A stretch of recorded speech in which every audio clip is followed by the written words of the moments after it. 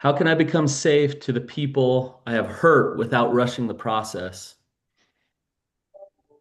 Brannon, what's going on, man?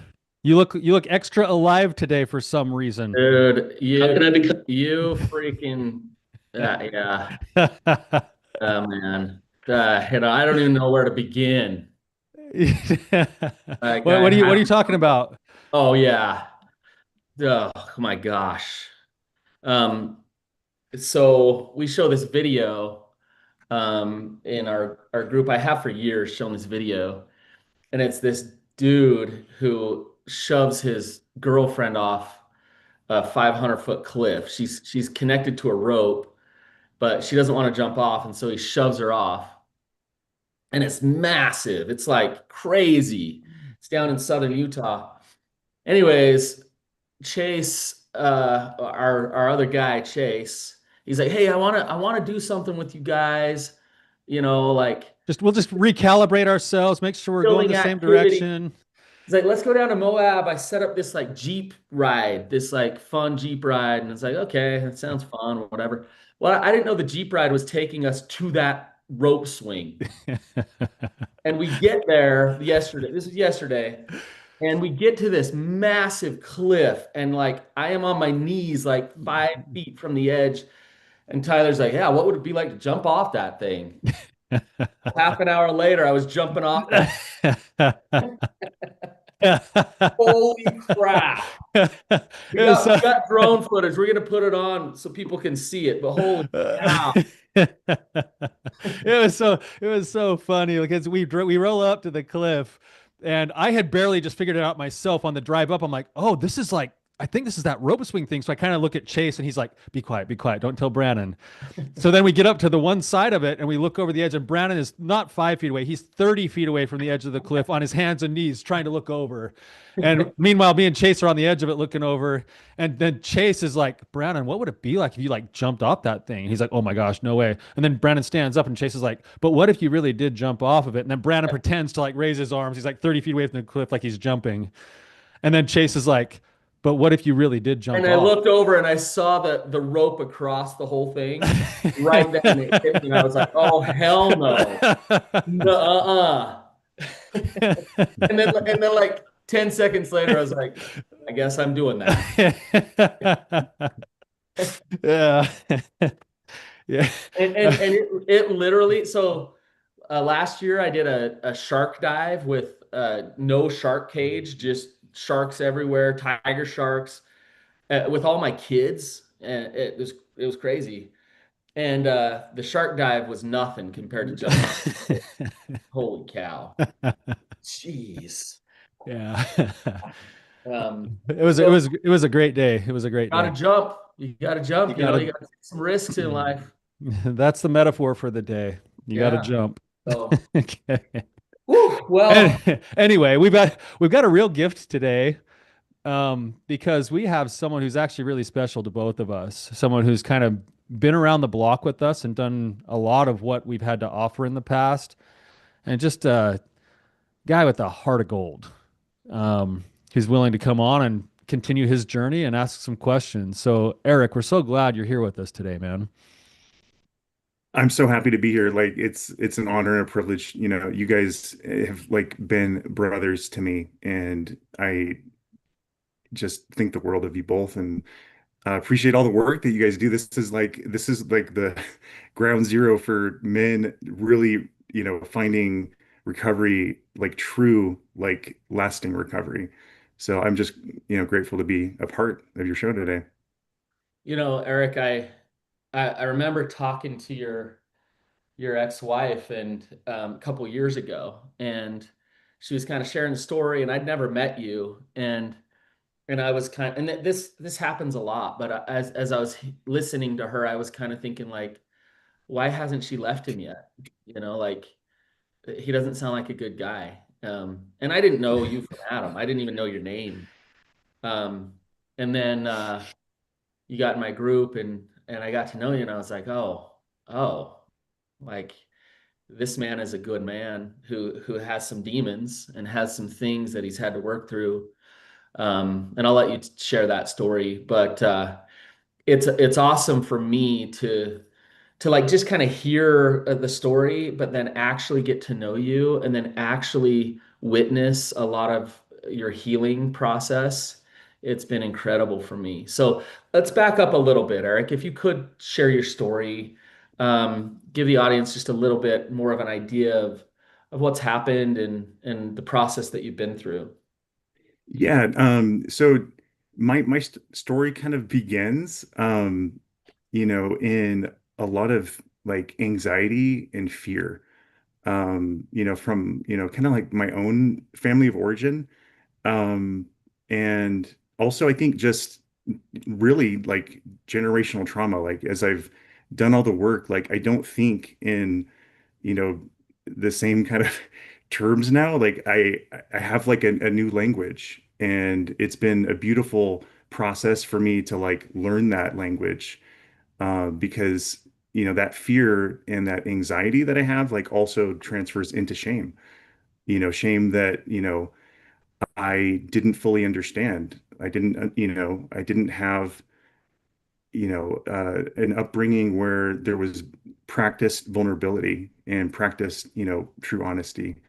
And so uh, my story, yeah, from just 2 weeks old, I was out at Lake Powell as a newborn baby in this very, small, powerful boat. And just the boat, the roar of that engine and like the bouncing on, the waves. Like, I mean, I was a baby, so like, I'm pretty well taken care of by my family. But if you can also imagine, that's probably overwhelming, I mean, I just held a baby this past weekend, and I thought of that, like, I would never have taken a baby on that boat. Um, anyway, and then other things, that I've kind of identified in, my past Eric, Eric, oh yeah, do you remember that?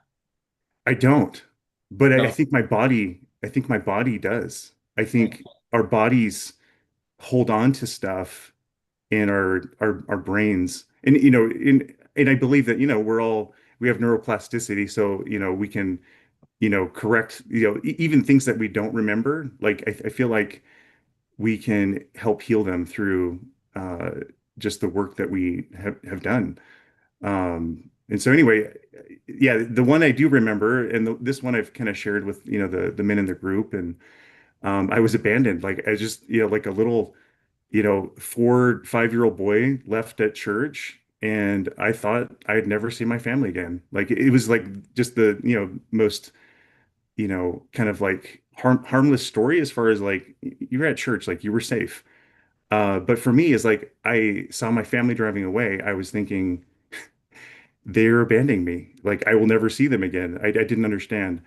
And so, yeah, I've been able to just have these experiences where I recall the things in my past, and that is the root. Like before I got married to Camille, um, I was afraid. Like I didn't have a porn problem. I didn't have a masturbation problem. I had an anxiety problem. And I told her, like, I have anxiety. Like I didn't know if she would reject me or if she would stay with me. And she was just kind of like, well, everybody does. It's like, but for me, I have, I don't know if like I'm neurologically different, like with, highly sensitive person, or I struggle with ADHD, struggle with depression, clinical anxiety. Like I've done all the testing, I've taken medications, like I've had my brain shocked, I've done everything. And I think some of my problems, like with looking at pornography, or really kind of like I think rage, and anger, like blowing up because that's what my anxious little self like experienced, as a son in my family. I was one of 5 boys. I was the middle child. I was, probably neglected quite a bit, just kind of forgotten about.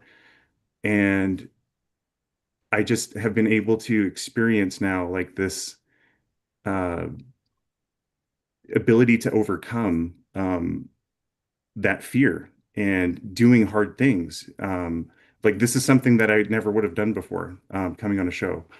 And basically from that experience that I had, I unknowingly kind of did the same to my own sons, with a lot of high expectations. I kind of missed over that, that part of, my dad was very kind and loving, but then also when he was out of his window of tolerance, he was really, abusive and, difficult. And he, was never really vulnerable even to apologize. And so with me and my kids, like I was just thinking, well, I'm father of the year because yeah, I did something wrong, but I would come back and I would say, you know what? Like I'm really sorry. Like I should not have done that. And I just thought, yeah, that's how you did things. Like, but it was, for Camille and, my sons, it was very challenging for them to feel that I was actually going to not come back and do the same things, like as I would lose my temper and be either verbally or emotionally abusive. And then with my sons, like there were times that I was physically abusive, just out of anger and not anything like super I guess aggressive, but at the same time, like I don't know what damage that caused them. And I can see that now. I can see those scars that I've caused on them. And it's just this ability now to kind of come to peace and come to forgiveness of myself. Because I was angry, like I was angry at myself, and I was projecting that anger onto my family and also onto my father and my mom. They were just doing the best that they can. And I'm able to forgive and have empathy towards others, but I've really struggled to have empathy and compassion for myself. Um, and this Rising Suns retreat that I was just an honored, guest. I was like the last one, I guess, to kind of side up and show up. And Camille, like she had, her time to go to Utah, like for some other things with her family. We live in El Paso, Texas. She was so gracious enough. I just said, I don't know why, but I'm supposed to go to this thing. We've remained very, close friends and, just co-parents. And she was just like, sure. So she, let me go. And the experiences that I had there were nothing short of miraculous as far as like really getting to the roots that you guys talk about on the show, the roots of your trauma. And that is where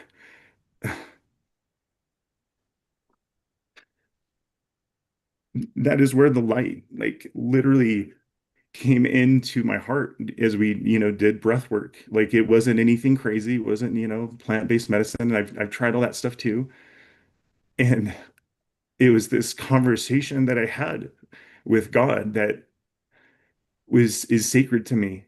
And and basically, yeah, the conversation was that your brothers are here, be with them, be present. And I've struggled to be present my whole life because I've lived in the past. Like I've tried to like relive things I should have done better. And then it's just like this constant cycle of just self-sabotage because of the roots of that fear and that anxiety and that anger, that I was left as a little boy. And I didn't deserve that. And then I hated myself because I wasn't good enough to be remembered. And I remember hiding in the back of my family car afterward just to see, to prove, if they would remember me. And that is a horrible place to live your whole life, to just hide and play small and not know who you really are. And and I know that my faith is what grounds me, my faith in Jesus Christ. He is the reason why most of us show up for our families and do the things that we do because we love them, we want to serve them. And I have found that that is 100% my purpose. is to live in that integrity of love and service towards God and love and service towards my family and love and service now towards other men. Because I know that as I set an example for my own sons to continue to show up and love their mom, regardless of whether we're, married or not married, I'm going to be that example to them of how you treat and respect your mom and women. And I don't hold any, I actually have so much gratitude and so much love and appreciation, for this situation that I've been in. Like it's been hell, but the last 2 years, like I have had so much growth in so many opportunities that have been so uncomfortable and so just literally like the most pain that I've ever felt in my whole life combined. And I've been able to come through because of the community of men and because of music, just Christian, rock music. Like I just like love it now. And then through community, through, the great and amazing people and men that I've met. And then, to have 50 plus other new brothers added to, my Marco Polo. It's been such a breath of fresh air. Every day, I'm more excited to have those than reels or anything else that's out there. Like it's connection. And I recognize that vulnerable, honest, open connection about your problems with other men is what will heal you and stay and keep you on the path of recovery from, anything that you're struggling with. And so, yeah, again, Eric, Eric, can I yeah, ask you a question? sure. And you've been on quite a journey, and I'm just wondering, your situation now is you're divorced, correct? Yeah, And but you're still close with your ex. You're like you say, good friends still. yeah. Uh, and like how are you as you talk about your healing and your healing journey and the light coming back in, like in what ways do you show up different now? In your relationship with her, but also in your relationship with your kids, like in what things are you noticing that are different for you now that you've gotten some answers and felt some things? I think what's different now is this ability just to feel intense peace and love for my boys and just being present and my and with Camille as well. As much of I guess a connection as she allows because I'm still like I love and adore her. Like I have not lost that. Like um and I know that I can't force that.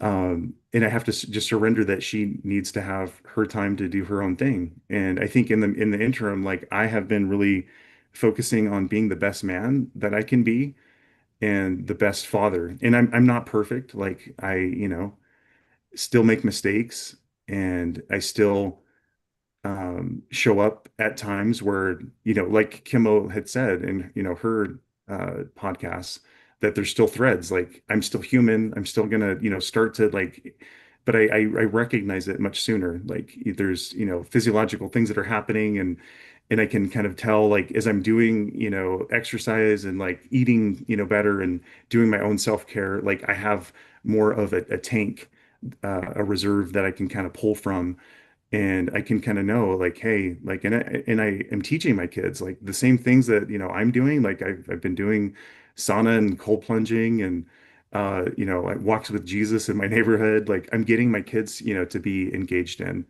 and I've created just like this really safe environment for them um, at this little house that I'm renting, which is just maybe 5 minutes from where Camille is and they choose to be here with me a lot and it's just been this beautiful moment for me to like really nurture and care for them and model healthy masculinity as I'm explaining, what's kind of, happening in them as I kind of see parts of me in them. Um, so yeah, I think it's been definitely, a much safer and much healthier experience. I love to hear your journey, Eric, and I love to hear kind of the shifting that's been happening and it seems like has happened a lot in your heart towards really towards an acceptance of yourself as much as everything else. It feels like the energy that I'm getting from you is more of an acceptance of self and less of this scramble to hurry and repent or get better or and I actually feel like that's maybe the energy that you're cultivating right now might be the biggest gift you're going to be offering to your kids as you move forward. Um, I do want to be helpful to you too, Eric. You came on the show and we're asking you all the questions and the story, but you also came on hopefully because you wanted some help. And I Yeah, think your question was, how do I become safe again? And I think you're kind of answering your question with your story right now, but how do I become safe again to the people that I've hurt without needing to rush the process? And then the other part of your question that isn't in the question on online here is I think the distinguishing like the difference between performing humility versus real surrender. Um, and I guess I'm just wondering like inside of that, how are you doing at being able to kind of be self-forgiving, self-compassionate, allow yourself room for process while you're still in the midst of trying to repair these relationships? I think it's kind of like the journey. Like it's not going to be perfect. Like, I don't have everything figured out like yet. Like it, I think this whole life is that process, but I am 100% committed to it. And I always have been committed to self-improvement like my whole life because I've never been satisfied with, um, how I've kind of shown up. And so, and it isn't about perfection. I think that's been part of, my, Achilles heel. It's about really trying to be present and also having goals to move, towards excellence. Um, yeah, there's so much information out there, and you can get lost in all the different information and self-help stuff. But it really, for me, comes back to Jesus Christ.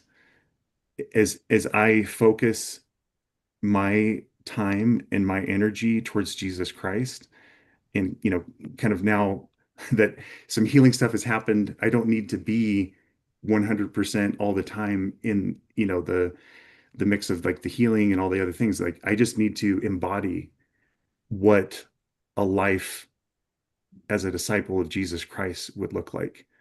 And that is again love and service to everybody that I am in contact with. So I just think, I'm going to out Tyler here. You had like inquired about the retreat and Tyler's like, "Hey, Eric wants to sign up." And I was like, "Yeah, get him there. Like we want Eric there." And I think Tyler dropped the ball a little bit. I did drop the ball bad on you, Eric. In fact, I reenacted your childhood trauma, I oh think. my God, I didn't even think about that. But yeah, you're right. And but if I knew you were in the back of that car, I'd come looking for you, Eric. Oh, thank you. I appreciate that. And I think I've told you this, Eric, but like you know why I wanted you there, right? Yeah, you had told me that I have a piece about me, and that was like the single most beautiful thing that anyone has ever said to me. And I truly appreciate that coming from, a person that I love and admire, Brannon. Thank you. Yeah. I don't know, Eric. It's like when the shame and the trauma starts to clear, um, you get to just show up as you, and God made you for something. Um, and so I've been blessed to witness you in real vulnerable situations with other men. And there's this peace about you. There's this like quiet strength about you that can really give love to others. And so like when Tyler's like, "Hey, this Eric guy reached out," I was like, "Get him there," because and that's exactly how you showed up at the retreat, even more so than I've even ever seen. Um, and I think Not only did he show up at the retreat, he brought his own portable sauna. Well, I think when I talked to you, you did say, yeah, bring it. So yeah, I brought it. And yeah, some guys were like, that's a little weird. Like, why did he it wasn't weird to bring this us at thing? all.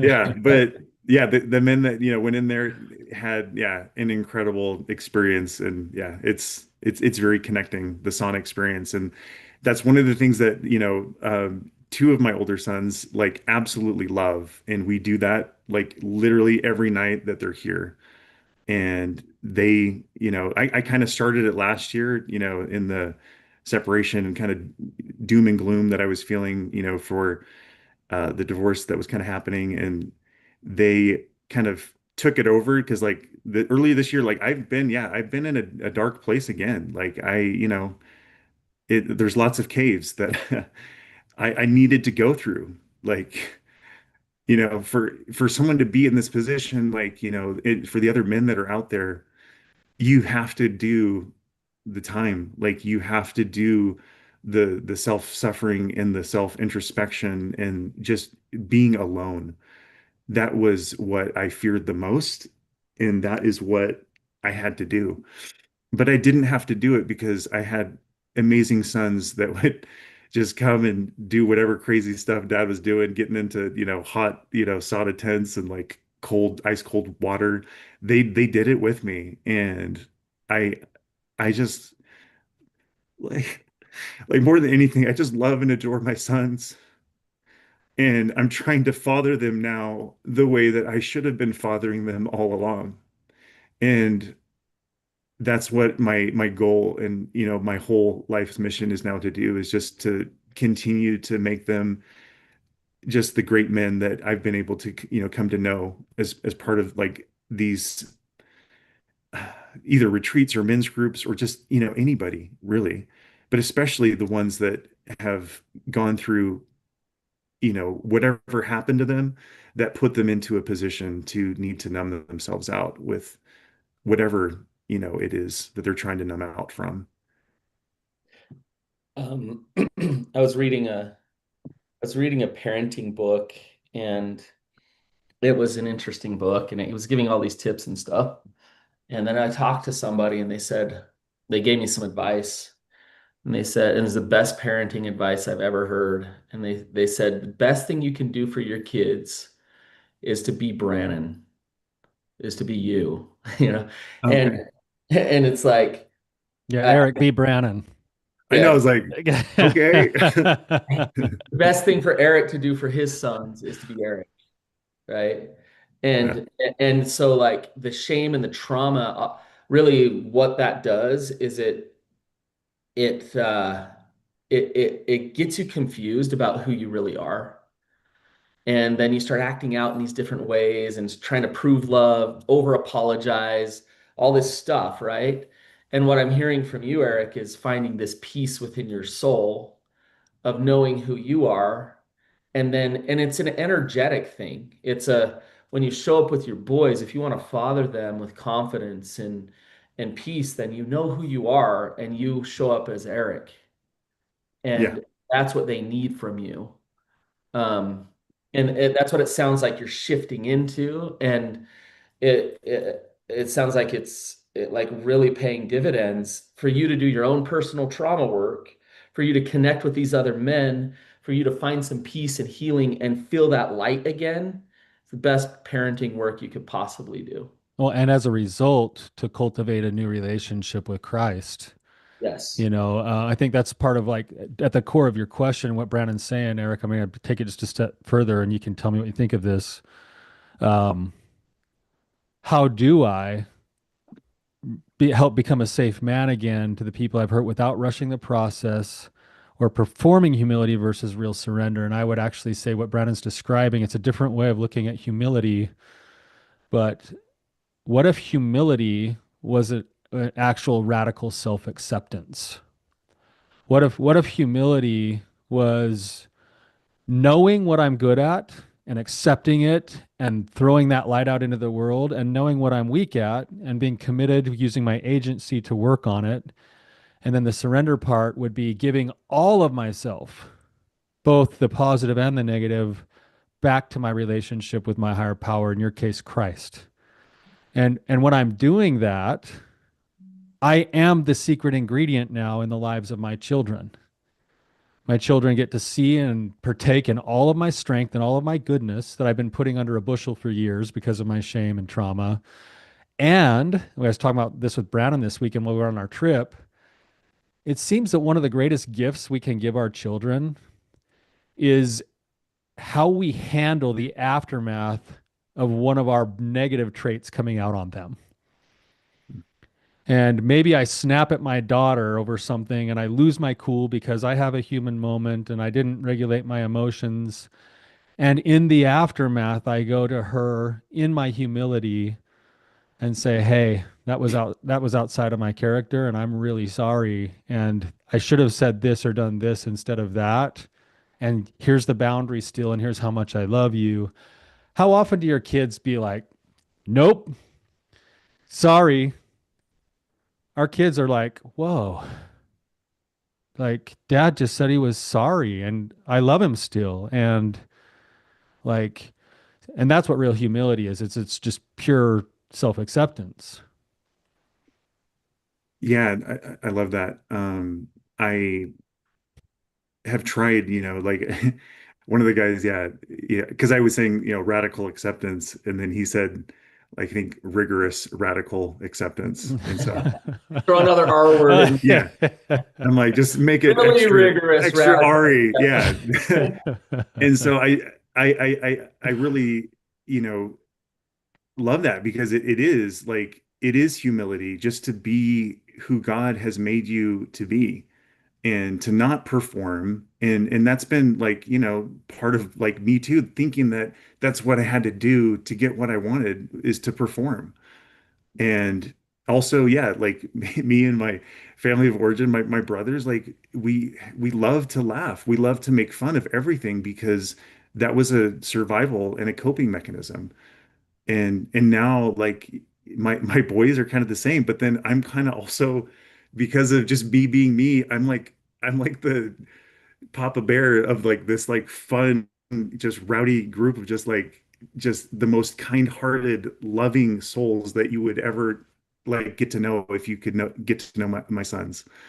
And I I love and adore them just for them being them, and I was so focused on their faults, like I was just focused on my own faults that I lost sight of what mattered most. And I played like Gestapo, like Nazi KGB, trying to find, when they were using, things, drugs and other stuff that we were trying to, clean up their life from. And it was so hypocritical, like to a certain degree for me, with the pornography. But I struggled to even let them know until a little bit later. And that would have been such a different experience, I think. But again, I was just living in fear. And so I think this is just so helpful to model that humility, to my sons and have them, kind of maybe break down some of the walls of their own shame and fear so much sooner than it took me. And so that's where the generational trauma thing, kind of ties in, where I feel that is, a calling, to help help them and to really make sure that their kids someday will not have to endure what I endured what what they endured from me and what my father endured from his father.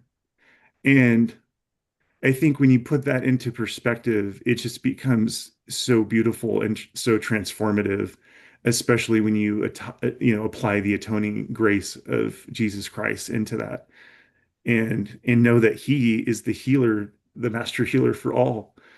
And that just gives me great peace and great hope. And you don't have to be perfect. Like, you don't have to go to church. You don't have to, do all the different things.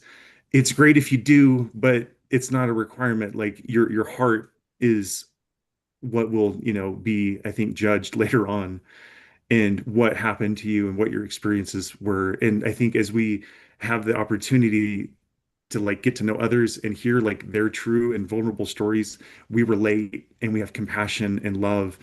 And I think there's going to be more of us good people than there will be people that are horrible, because we all have that light of Christ in us.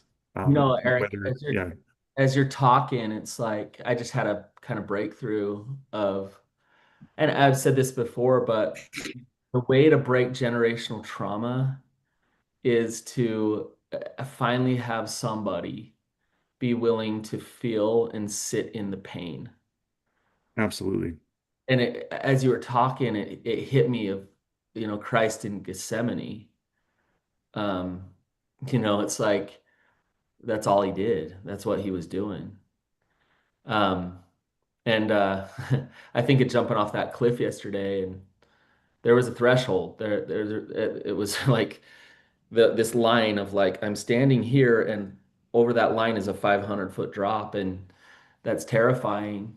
Um, and I think a lot of people spend their whole life knowing that there's pain to deal with and there's pain to feel, but terrified of it and not willing to be like, I'll do it. Like I'm willing.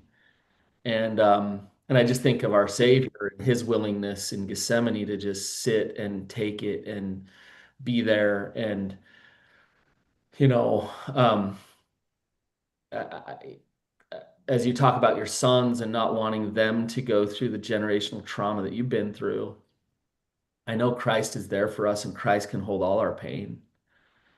But your willingness to have the courage enough to go to a rising sun, to go through group, to do this work, to face, like you're you're divorced now, Eric. You could be off just living the crazy life, destroying yourself right now. But you're sitting with us right now. You're doing the work still. For better or worse. Yeah, but but Well, you're doing the work still, well, and you're in that pain, right? yeah. I've been on 3 dates, and I'm not perfect. Like, I did break my covenants because I thought this was the person, and I own that. Like, and I feel horrible because it didn't work out. Like, I thought it maybe would, but um, that is not who I am, though. Like, and that's like another just realization. And this happened, also as a result of my brother jumping from an overpass in Dallas, Texas in April this year, which is why I wanted to come to the Rising Sun, because I went into, yeah, just a very dark place. And talk about, your jump. That like broke me, broke our family, like broke. He was a father of four, two beautiful girls, two beautiful boys. And that experience, it was just horrible. And he suffered greatly from mental health problems and from, and yeah, even me, like thinking, my story of putting a dead tarantula in his diaper when he was 2, and giving my mom a heart attack when she found it later that night when she was changing his diaper. Like, that was funny. Like, we made fun of that. And I was thinking that that was somehow some just psychological trauma that I had done to him. And so that wasn't the problem though. Like whatever the humility and radical rigorous acceptance is that whatever has happened outside of our control. We can't control it. We just have to surrender it back to God. And it was the Thursday going into Easter weekend. And so Easter now will always have like a sacred importance and meaning for me because I know that my brother Jason will be okay. He went through some really difficult stuff in his life, and it's been so easy to, kind of judge and, nitpick all the different, things that he was doing wrong. But there was so much that he was doing good, and we celebrated that.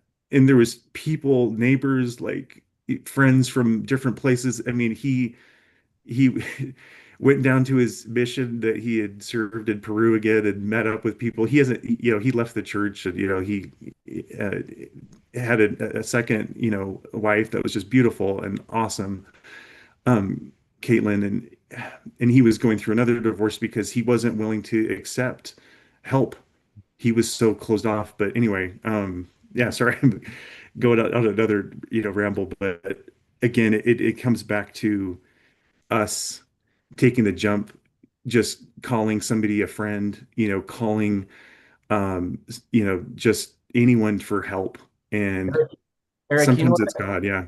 you know what I'm hearing? I'm hearing that you're still processing that pain, Yeah. I Yeah, and am, for that's Brannon. sure. okay. Yeah. So It's all it's right. okay. And Thank you. you don't need to be at a place of complete peace and understanding there with that. Yeah. And and you're in the process of that. And I just want to say to you, like, I'm so sorry to Yeah. hear Yeah. that. Amen. I agree. I know we're out of time here today, but I want to just add one more thing to kind of where the conversation has gone today, because I see you this way.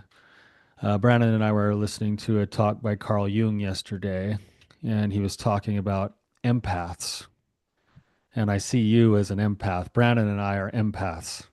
Yeah. And we're kind of misunderstood, but something that Carl Jung really stood out to me, and it goes along with how do I become the kind of man my kids need, or like how do I help heal, or how do I break this generational trauma? And in the talk, he talked about specifically generational trauma and the value that an empath has on breaking generational trauma. And what he said is the empath becomes the mirror and the one who can hold and reflect all of the pain that nobody else would like to acknowledge. And then he said three things go along with being the empath and breaking your trauma, the generational trauma. It's being able to go into a dark place with somebody and to say, I see you. I'm not leaving you. And I'm not you.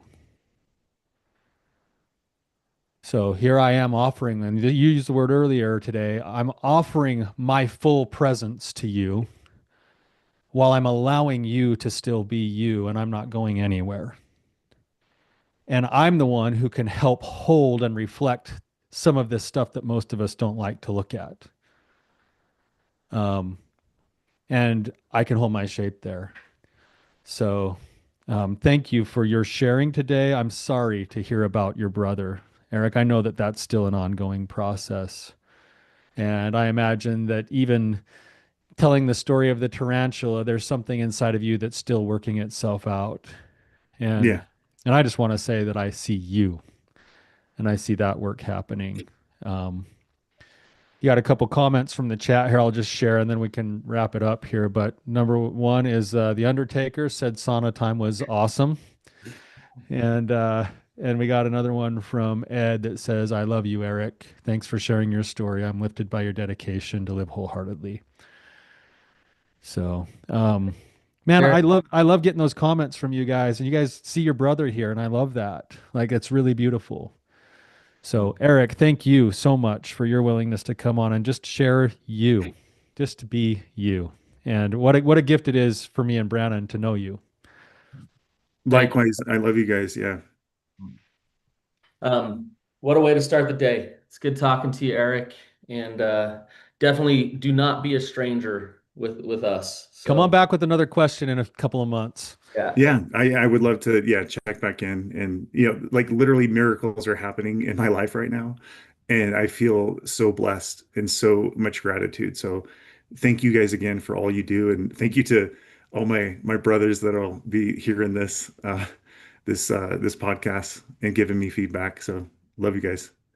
You guys, if this was helpful, or if you just want to shout out to Eric and give him a little bit of love and support, you can leave a review and you can share this episode. And until next time, keep on keeping on.